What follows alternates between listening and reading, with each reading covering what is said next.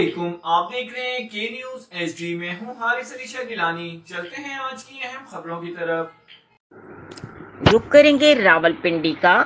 पाकिस्तान की अफवाज ने भारतीय हुक्काम की जानिब से हुजूर नबी करीम सल्लल्लाहु अलैहि वसल्लम की शान अक़दस में गुस्ताखी की शदीद मज़म्मत करते हुए कहा कि यह अमल मुसलमानों के लिए शदीद नफरत का मुँह बोलता सबूत है।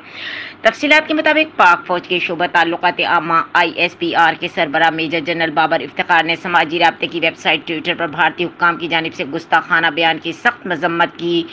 DGI SPR का कहना था कि ये इश्ताल अंगेज़ अमल मुसलमानों के खिलाफ शदीद नफरत का मुँह बोलता सबूत है। भारत में मुसलमानों अक़लियतों के खिलाफ नफरत अंगेज सलूक रवा रखा हुआ है।